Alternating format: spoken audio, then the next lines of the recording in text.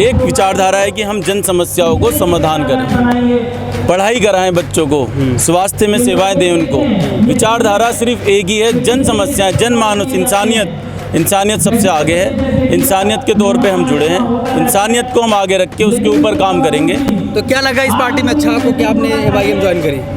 Party में अच्छा, सब कुछ अच्छा है। संविधान पे पार्टी चलती है। बैरिस्टर ओवैसी जो है हमारे, वो लंदन से पढ़ाई करके आए हैं, कानून अच्छी तरीके से जानते हैं, संविधान को लेकर वो पार्टी चला रहे हैं। तो संविधान पर जाना, और संविधान से ही हमारा देश चलता है, तो हम संविधान के लिए ही आगे काम करेंगे। जो संविधान के लिए चलेगा, जो संविधान के साथ चलेगा, हम उसके साथ चलेंगे। ये एक शिक्षित और पढ़े लिखे व्यक्ति हैं, जमीनी नेता हैं। देखो जी, मैदान में तो हर कोई अपनी दावेदारी ठोक रहा, मगर जो काबिलियत है वो हमारे दीपक भैया के अंदर है। ये पढ़े लिखे शिक्षित लोग हैं। TV14 भारत में आपका स्वागत है। मैं असरार अहमद इस वक्त मैं मौजूद हूँ उत्तर प्रदेश के गाज़ियाबाद के शहीद नगर में, क्योंकि उत्तर प्रदेश का नगर निगम का चुनाव बहुत जल्द है। तो और तमाम प्रत्याशी मैदान में उतर चुके हैं। हमारे साथ मौजूद हैं जो अभी जल्द ही ऑल इंडिया मजलिस इत्तेहादुल मुस्लिमीन को ज्वाइन किए हैं, दीपक भट्ट। हम इससे बातचीत करेंगे और ये वार्ड के प्रत्याशी हैं। दीपक भाई, जिस तरीके से आपने MIM की सदस्यता ली, इससे पहले आप दूसरी विचारधारा रखते थे, तो कैसे MIM में आ गए आप? नहीं, विचारधारा मेरी एक ही है, सिर्फ एक विचारधारा है कि हम जन समस्याओं को समाधान करें, पढ़ाई कराएं बच्चों को, स्वास्थ्य में सेवाएं दें उनको। विचारधारा सिर्फ एक ही है, जन समस्याएं, जनमानस, इंसानियत सबसे आगे है। इंसानियत के तौर पे हम जुड़े हैं, इंसानियत को हम आगे रख के उसके ऊपर काम करेंगे। तो क्या लगा इस पार्टी में अच्छा आपको कि आपने MIM ज्वाइन करी? पार्टी में अच्छा, सब कुछ अच्छा है। संविधान पे पार्टी चलती है। बैरिस्टर ओवैसी जो है हमारे, वो लंदन से पढ़ाई करके आए हैं, कानून अच्छी तरीके से जानते हैं, संविधान को लेकर वो पार्टी चला रहे हैं। तो संविधान पर जाना, और संविधान से ही हमारा देश चलता है, तो हम संविधान के लिए ही आगे काम करेंगे। जो संविधान के लिए चलेगा, जो संविधान के साथ चलेगा, हम उसके साथ चलेंगे। चाहे वो AIM पार्टी हो, चाहे वो दूसरी और कोई पार्टियाँ हों, सबके साथ हम यही करेंगे। जो संविधान के साथ चलेगा, उसके साथ हम चलेंगे। तो अगर आप चुनाव लड़ते हैं, जीत जाएंगे, तो अपने नगर के लिए क्या क्या काम करेंगे? हाँ जी, आपने बहुत अच्छा सवाल किया है। इसके लिए मैं आपको बताना चाहूँगा, मेरा मेन मोटिव ही यही है बताने का कि ये चुनाव लड़ने की वजह क्या है। जो शहीद नगर, जी हमारा शहीद नगर द्वितीय जो वार्ड पड़ता है, ये पिछले 25 सालों से बहुत पिछड़ा है। इसमें हमारी पढ़ाई के लिए कोई बात ही नहीं करता। कोई भी काउंसलर जीतता है, कोई भी पार्षद जीतता है हमारे पढ़ाई के लिए। जैसा आप हमने लास्ट टाइम भी आपने हमसे पूछा था कि भैया शहीद नगर में क्या विकास हुए। विकास कुछ नहीं हुआ है। पढ़ाई का तो नामो निशान हमारे शहीद नगर में से गायब है। पढ़ने के लिए बच्चे सीमापुरी, जनकपुरी, प्राइवेट स्कूल वहाँ जाते हैं। सरकारी स्कूल की दुविधा बहुत बेकार है। स्वास्थ्य की हालत पूछें, एक भी हॉस्पिटल, मैटरनिटी हॉस्पिटल जिसे बोलते हैं, हमारे यहाँ पे 5000 की आबादी है शहीद नगर में। इसके लिए कहाँ जाते हैं लोग? दिल्ली भागते हैं। दिल्ली में आप एक सामाजिक कार्यकर्ता थे, तो क्या वजह पड़ी कि आपने राजनीतिक पार्टी ज्वाइन कर ली? देखो, इसमें एक ही वजह है, मैं आपको बताना चाहूँगा सरार जी, कि बिना पावर के जितना मुझसे हो सका इतना मैंने किया। पिछले 8 साल में जो मैंने सामाजिक कार्य किए, एक एक कागज़ मेरे पास है। 2014 से 2022 की आज कल तक की तारीख तक एक एक कागज़ दिखा सकता हूं जो मैंने समाज के लिए किए हैं। मगर कहीं ना कहीं ये बोला गया मुझसे नगर निगम के अधिकारियों को फ़ोन करा, उनसे ये बोला गया कि भैया आपके पीछे आवाज़ कितनी है, आप कितने लोगों की आवाज़ हो।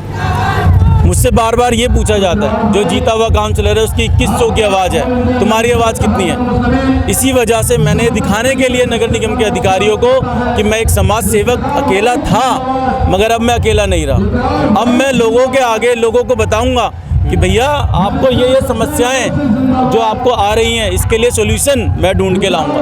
बच्चे की डिलीवरी होती है, ठीक है, आप ससुराल भाई, हम जन सुविधाएं की बात करते हैं, क्योंकि नगर निगम के जो चुनाव होते हैं ये जन सुविधाओं के सेवा में आते हैं। अब आप सोचो, नाली खड़ंजे तो जो भी आएगा वो बनाएगा ही बनाएगा। नाली खड़ंजे के लिए तो कोई दोहराव ही नहीं है कि नहीं बनाएगा, मगर उसके बाद जो आपकी डिलीवरी होती है माता जी की, कोई भी लेडीज़ जो माँ बनती है, वो बेचारी अपने बच्चों के लिए जन्म प्रमाण पत्र के लिए इधर उधर भागती हैं, पैसे देती हैं 800 रुपये, 1200 रुपये, 1500 रुपये, जो जैसा दे पाए। उसके बाद वो आधार कार्ड के लिए भी पैसे देती हैं। उसके बाद फिर उनके बच्चों को राशन कार्ड में नाम जुड़वाना होता है, उसके लिए भी पैसे देती हैं। उसके बाद राशन कार्ड में भी भैया नाम जुड़वा के भैया राशन लेने में भी, फिर एडमिशन कराना स्कूल में बच्चे को, वो पैसे देती हैं। मैं ये चारों जन समस्याएँ बच्चों का प्रमाण पत्र, आधार कार्ड, राशन कार्ड, बच्चों का एडमिशन, इसकी जिम्मेदारी मैं लेता हूँ। किसी भी सदस्य को मेरे वार्ड में, अगर मैं जीता वार्ड 90 से, किसी भी सदस्य को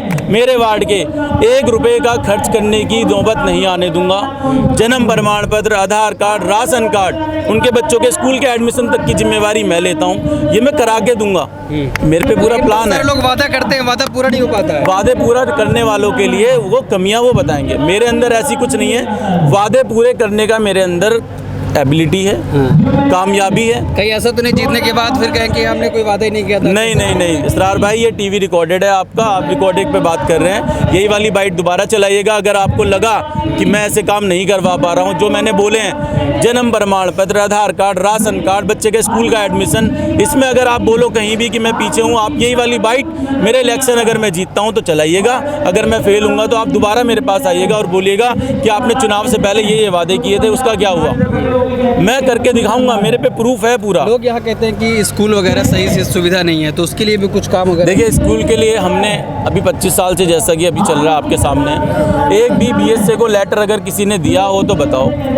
बीएसए को लेटर, बेसिक शिक्षा अधिकारी को, ये नहीं बताया गया कि शहीद नगर के अंदर जो हमारे सरकारी स्कूल की हालत झज्जर है, हमारे शहीद नगर की जनसंख्या सीमापुरी पढ़ने क्यों जाए, क्यों हमारी लड़कियां सीमापुरी पढ़ने जाएं, क्यों हमारे बच्चे सीमापुरी पढ़ें, क्यों जनकपुरी पढ़ें। ऐसा तो नहीं होना चाहिए था।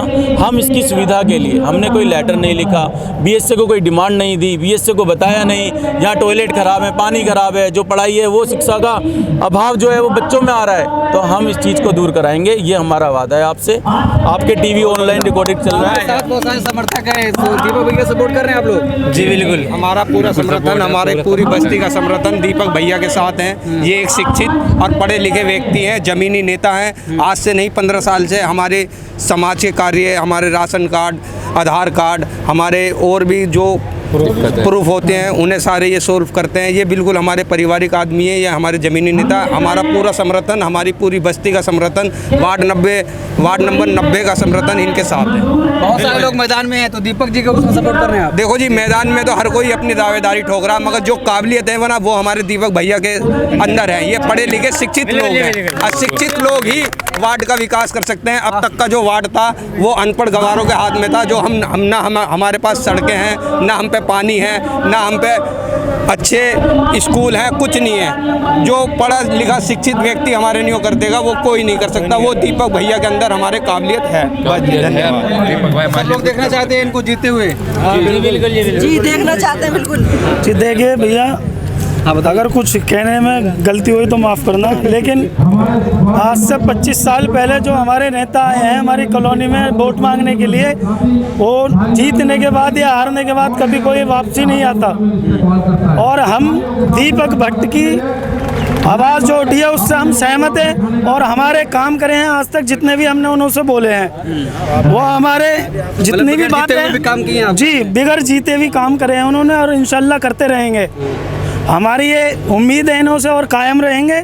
और किसी नेता के पास हम जाते हैं तो वो घर में बैठ जाते हैं और कहते हैं यहाँ पे नहीं है, लेकिन हम दीपक भैया को घर से उठा के लाएंगे, अपनी समस्या हल करवाएंगे उन्हों से, और हम उन पर सहमत हैं, और इंशाल्लाह हम इन्हें की साथ रहेंगे, जिताएंगे। सब लोग चाहते हैं कि दीपक भाई पे हमें खुद से ज़्यादा भरोसा, इसी भरोसे पे ये हमारे लिए ही आगे बढ़े हैं, और अभी आगे बढ़े तो हमें भी ऐसा लग रहा है कि हम भी आगे बढ़ेंगे। अगर ये आगे बढ़ रहे हैं तो समझ रहे हो, बस भरोसे के साथ हमारे लड़ रहे हैं। चलिए ठीक है। तो देखिए कि ये दीपक भट्ट हैं जो नगर निगम चुनाव उत्तर प्रदेश का उसमें प्रत्याशी हैं, और वो चाहते हैं किसी पार्टी से MIM उन्होंने सदस्यता ली है उससे टिकट भी चाहते हैं। तो लोग यहाँ पे बहुत सारे हैं जिन्होंने जो कह रहे हैं कि हमें भरोसा, अगर ये जीतते हैं तो हमारे लिए काम करेंगे।